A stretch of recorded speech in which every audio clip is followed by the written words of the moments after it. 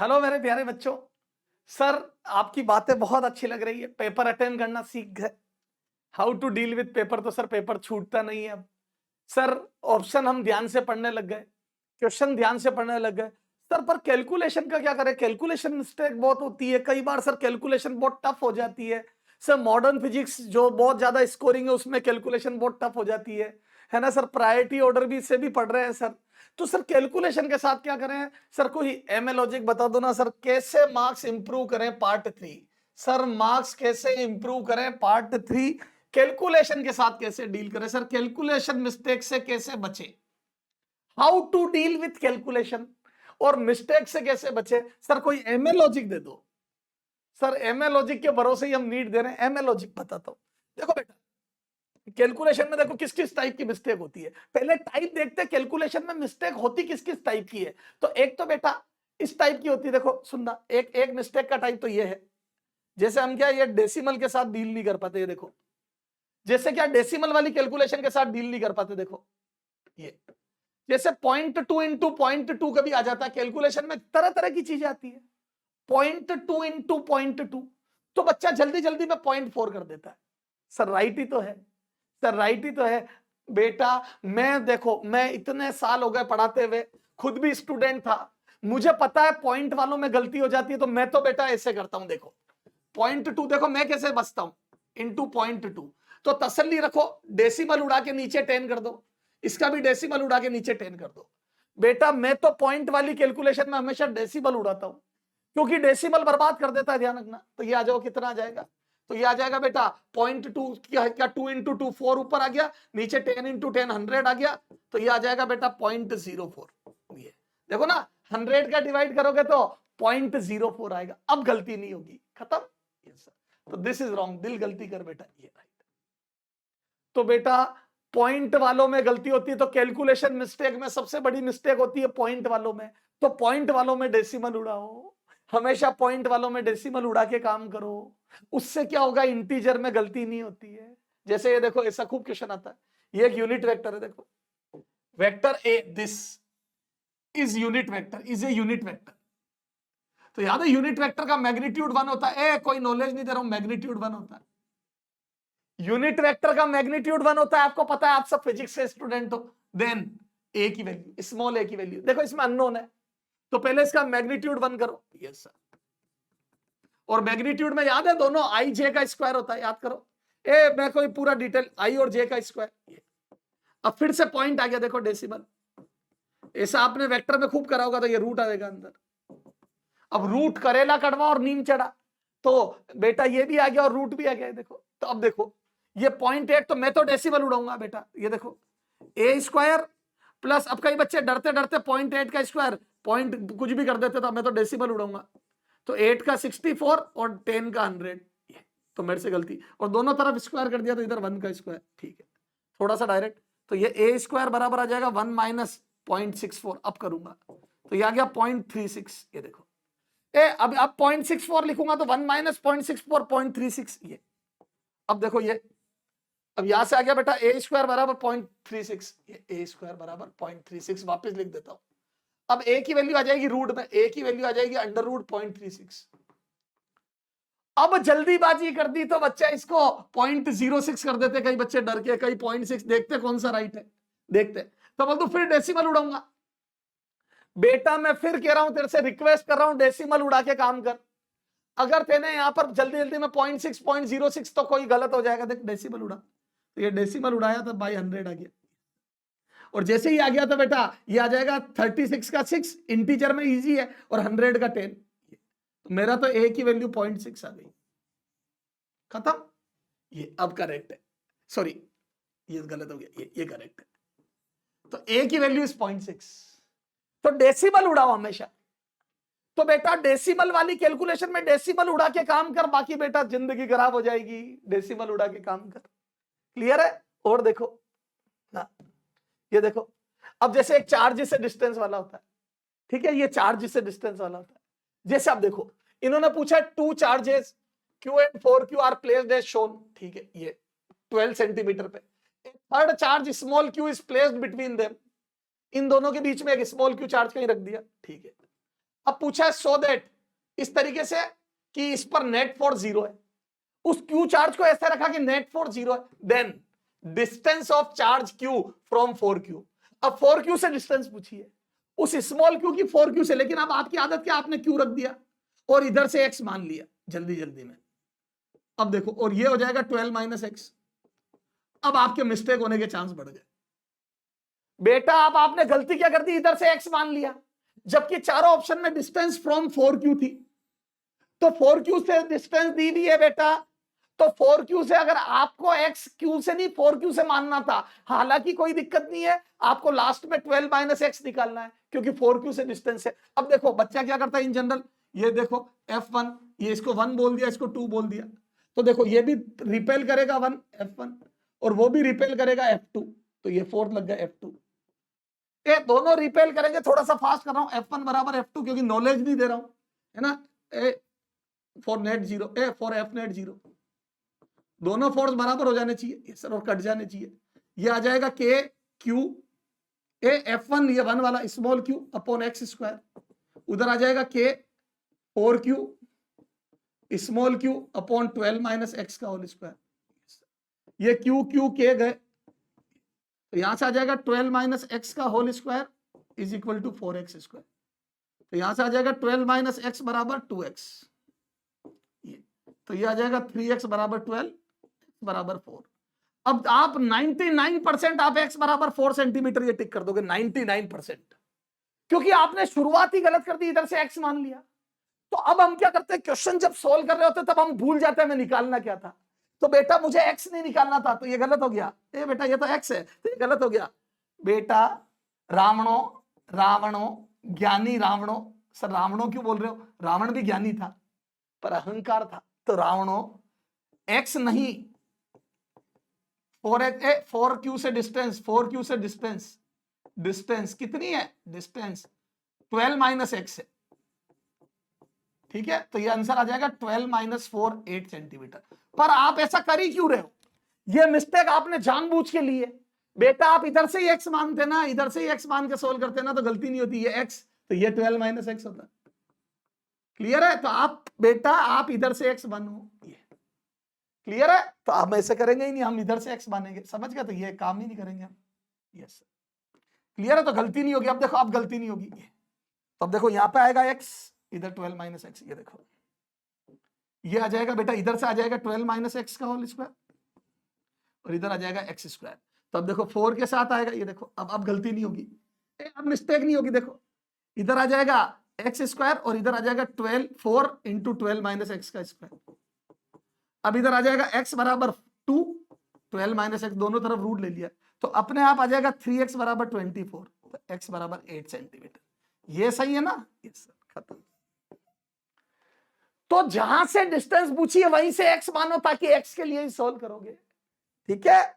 अच्छा कई बार ऐसे देखो एग्जाम में, देखो डायामीटर पूछ लेते, ये देखो जैसे मैं क्वेश्चन देता हूं आपको, जैसे मैंने दे दिया x बराबर, ये देखो x इज इक्वल टू, जैसे कुछ भी दे दिया 8/2 + 4 है ना, या 6 है ना, then find out 2x, find 2x। जैसे डायामीटर पूछ लेते स्फीयर या सर्कल का, तो डायामीटर में डबल करना भूल जाता। अब बच्चा क्या करता है जोश में, देखो a 6 b 4 c 10 d 20। अब बच्चा क्या करता है जल्दी में इसको सॉल्व करता है, ये 4 आ गया, x की वैल्यू 10 और 10 टिक कर देता है, क्योंकि इतना जल्दी में होता है, और उसने पूछ लिया 2x। जैसे रेडियस सर्कल का एरिया दे दिया, स्फीयर का सरफेस एरिया दे दिया और रेडियस की जगह डायमीटर पूछ लिया, पर तुम क्या करते हो पाई आर स्क्वायर के लिए सॉल्व करते हो तो रेडियस आती है, 4 पाई आर स्क्वायर सरफेस एरिया देता है तो रेडियस आती है, तो वो डायमीटर वाली गलती कर देते हो, ठीक है। तो मैं बोल दूं बेटा 2x निकालना है तो 2x 20 होगा, क्योंकि x 10 आया। अच्छा ऐसे आप अगर सर्कल का एरिया देवे और डायमीटर पूछे तो आप डायमीटर वाला फॉर्मूला ही लगाओ। रेडियस को पहले से ही देखो पाई आर स्क्वायर बराबर एरिया, तो आप इसको पहले से ही डायमीटर की फॉर्म में लिख दो, रेडियस डायमीटर बाय 2, उससे क्या गलती नहीं होगी, पाई डी स्क्वायर बाय 4 लिखो, गलती नहीं होगी, इससे सीधा डायमीटर के लिए सॉल्व होगा। तो जैसा देश वैसा बेस, डायमीटर पूछे तो डायमीटर वाले फॉर्मूले लिखो, उससे गलती नहीं होगी, मिस्टेक्स नहीं होगी, है ना। 2x पूछे तो ध्यान से 2x पर अंडरलाइन करो, ठीक है सर, ओके, यस सर। चलो अब देखो एक और क्या होता है, rough calculation, importance of rough calculation, importance of rough calculation, importance of rough calculation.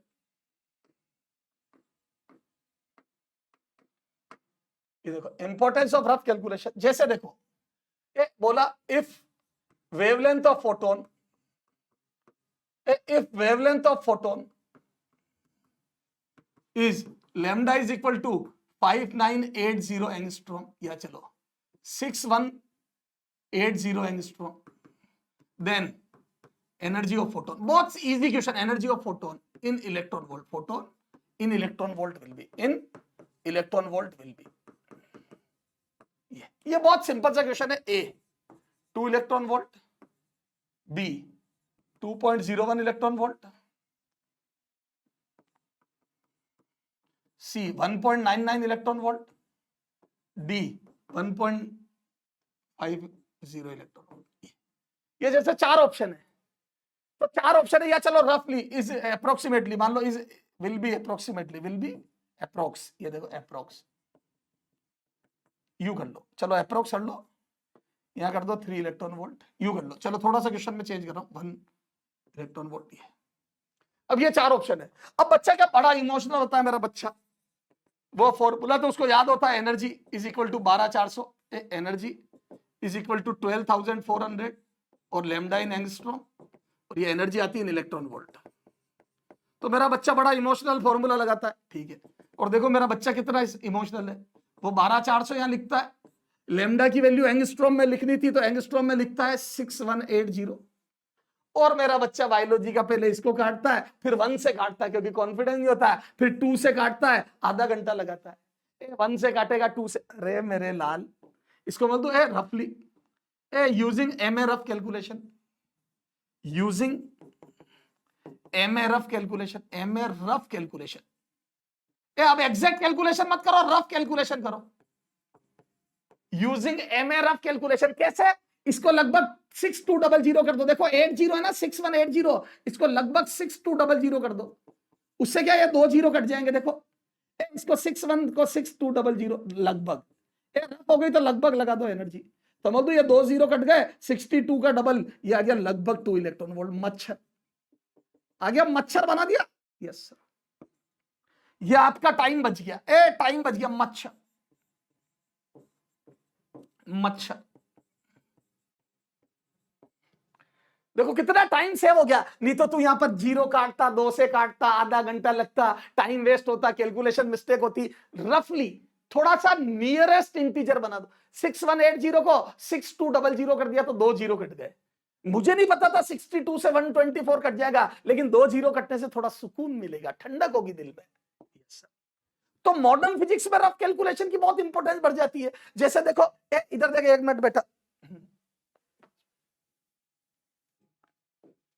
हाँ ये देखो, अब जैसे ये लीड देखो बेटा, एक है ना जैसे बाइंडिंग एनर्जी वाले में, याद है अपने से पूछता बाइंडिंग एनर्जी और बाइंडिंग एनर्जी पर न्यूक्लियन, तो उसमें याद है बाइंडिंग एनर्जी का फॉर्मूला में याद है, मास डिफेक्ट निकालते तो बाइंडिंग एनर्जी आती है E बराबर डेल एम सी स्क्वायर, या 931.6 का मल्टीप्लाई करते हैं तो मेगा इलेक्ट्रॉन वोल्ट में आंसर आता है। बेटा ये पढ़ा ना न्यूक्लियर फिजिक्स में, बाइंडिंग एनर्जी मास डिफेक्ट में रिलेशन होता है, तो बाइंडिंग एनर्जी का फॉर्मूला तो मास डिफेक्ट AMU, याद है AMU या यू से लिखते हैं, एटॉमिक मास यूनिट में अगर मास डिफेक्ट है तो 931.6 का मल्टीप्लाई करते हैं। अब जैसे मैंने ये दे दिया कि ये मेरा मास डिफेक्ट है, इफ ऐसा क्वेश्चन आता है नीट में, डेल एम बराबर 0.028 AMU, अब ये इनका मल्टीप्लाई करना है, then binding energy, then binding energy, ये क्वेश्चन है। अब बाइंडिंग एनर्जी निकालनी है और आपको मास डिफेक्ट ये दे दिया 0.028। अब मेरा बच्चा इमोशनल बच्चा, और 4 ऑप्शन दे दिए, ए 4 ऑप्शन दे दिए, ए 27 मेगा इलेक्ट्रॉन वोल्ट, बी दे दिया 29 मेगा इलेक्ट्रॉन वोल्ट, सी दे दिया 32 मेगा इलेक्ट्रॉन वोल्ट, और डी दे दिया बेटा 14 मेगा इलेक्ट्रॉन वोल्ट। अब मेरा बड़ा इमोशनल बच्चा है, वो कैसे करता है, मेरा इमोशनल बच्चा कैसे करता है देखना हो। मेरा इमोशनल बच्चा क्या करता है, सॉल्यूशन में पूरा बाइंडिंग एनर्जी का फॉर्मूला लिखता है, del M into 931.6 mega electron volt, फिर मेरा बच्चा यहां पर मास डिफेक्ट लिखता है 0.028 इंटू 931.6 मेगा इलेक्ट्रॉन वोल्ट, और फिर मेरा बच्चा ऐसे करता है, देखो मेरा बायोलॉजी वाला बच्चा कैसे करता है, 6 इंटू 0.028 फिर करता है 8 6 जा 48 4 12 5 73 इंटू 12 1 ओहो 3 ओहो 6 18 ये फिर पॉइंट बेटा बहुत बहुत बहुत बहुत मेरा बच्चा थक जाएगा रे मेरे लाल, थक जाएगा मेरे लाल और दूसरी दुनिया आगे बढ़ जाएगी। ठीक है, ये इस टाइप से कैलकुलेशन करता है, या 26 कर लो, इस टाइप से कैलकुलेशन करता है और इतना टाइम वेस्ट कर देता है। नहीं एमए लॉजिक, नहीं नहीं नहीं MA logic, MA rough calculation. ठीक है, एमए रफ कैलकुलेशन। सर कैसे? आप कुछ मत करो, इसको 1000 मान लो ना, इसकी जिंदगी में बचा क्या है बेचारे की, 931 की जिंदगी में कुछ बचा ही नहीं है, तो इसको 1000 मान लो। रफली टेक इट 1000 0.028 और इसको ले लो 1000। पर मैंने गलती करी है, मैंने ज्यादा मान लिया है, 931 की जगह 1000 का मल्टीप्लाई कर रहा हूं, मेरा आंसर ज्यादा आएगा। तो क्या मैं बोल दूं बाइंडिंग एनर्जी आ गई ज्यादा, तो इसको मल्टीप्लाई करूंगा तो 28 मेगा इलेक्ट्रॉन वोल्ट, ये थोड़ी ज्यादा है, लगभग 28 मेगा इलेक्ट्रॉन वोल्ट, ये ज्यादा है, थोड़ी ज्यादा है, थोड़ी ज्यादा है। तो 28 से थोड़ा कम आएगा, क्योंकि 931 लगभग 1000 तो है ही, 931.6 1000 के करीब है, तो थोड़ा सा कम आएगा। तो 27 से 28 से थोड़ा कम, तो 29 तो ज्यादा है, ये भी ज्यादा है, थोड़ा कम, ये तो बहुत कम है, बहुत कम, बहुत कम, कभी खुशी कभी गम, तो थोड़ा कम। 28 आता तब जब 1000 वास्तव में ये होता, ये 1000 से कम है तो 28 से कम आएगा, और 28 से कम है 26, 28 से कम है 26, क्लियर है? 28 से थोड़ा कम, कभी खुशी कभी गम। सर आपके कहने से थोड़ी मान लेंगे कि एग्जाम में ये चीजें काम आती। ये लो नीट का क्वेश्चन है, नीट AIPMT 2013 का क्वेश्चन है, AIPMT 2013 का क्वेश्चन है। ये देखो, ये मास डिफेक्ट दिया हुआ है, किसके लिए? हाइड्रोजन से हीलियम बनी है, देखो हीलियम बनी है, हीलियम, तो हीलियम बनी है, मास डिफेक्ट दिया हुआ, और बाइंडिंग एनर्जी पर न्यूक्लियन, देखो एनर्जी लिबरेट पर AMU, यानी कि पर न्यूक्लियन पूछा है, पर न्यूक्लियन। और आपको पढ़ा रखा है, नॉलेज नहीं दे रहा हूं, तो याद है बाइंडिंग एनर्जी पर न्यूक्लियन कितनी होती है? तो binding energy per nucleon is equal to binding energy upon mass number. ये binding energy per nucleon mass number, और हीलियम में मास नंबर 4 होते हैं, 2He4 में मास नंबर 4 होते हैं, ये तो मास नंबर आ जाएगा 4। और बाइंडिंग एनर्जी के लिए rough calculation, binding energy del M into 931.6 mega electron volt. तो ये देखो, ये पॉइंट वही 02866 इंटू 1000 कर दो, लगभग, ये लगभग आ गया, तो ये लगभग 28 मेगा इलेक्ट्रॉन वोल्ट आ गया, लगभग 28 आ गया। तो binding energy per nucleon, binding energy per nucleon is equal to लगभग 28 डिवाइड बाई 4। ये देखो ना, लगभग चल रहा है सारा, लगभग, तो ये आ जाएगा लगभग 7 मेगा इलेक्ट्रॉन वोल्ट। थोड़ा कम आएगा, थोड़ा कम आएगा, क्योंकि मैंने 1000 मान लिया, थोड़ा कम, थोड़ा कम, ये लो, तो थोड़ा कम टिक कर दो, ये आंसर, ये गलत, ये गलत, ये गलत, ये तो बहुत कम है। ये कैलकुलेशन ट्रिक देखो, कितना टाइम बच गया। अब आप एग्जैक्ट मल्टीप्लाई करते बर्बाद होते। देखो अब बच्चा क्या करता है, एग्जैक्ट मल्टीप्लाई करता है, मत कर एग्जैक्ट मल्टीप्लाई। पूरी मॉडर्न फिजिक्स में रफ कैलकुलेशन चलेगी, पूरी मॉडर्न फिजिक्स में रफ कैलकुलेशन चलेगी बेटा। तो 7 मेगा इलेक्ट्रॉन वोल्ट आंसर, खत्म। तो कैलकुलेशन मिस्टेक से अब बचोगे ना, कैलकुलेशन मिस्टेक अब तो नहीं होगी। कैलकुलेशन मिस्टेक समझ में आ गई? डेसिमल वाले में हमेशा डेसिमल उड़ा के कैलकुलेशन करो, मैं आज भी डेसिमल उड़ा के कैलकुलेशन करता हूं। एक्स जहां से मानना है वहां से मानो, डायामीटर पूछे तो डबल करना मत भूलना, 2x पूछा तो ध्यान से पढ़ो क्वेश्चन को। और एक ये लास्ट जिसमें मॉडर्न फिजिक्स में फोटोन की वेवलेंथ को राउंड फिगर में ले लो, बाइंडिंग एनर्जी में 931 की जगह 1000 का मल्टीप्लाई कर दो। Okay, bye bye, love you all. इसी तरीके से हंसते मुस्कुराते हुए अपने नाम के आगे डॉक्टर लगा ले। Bye bye.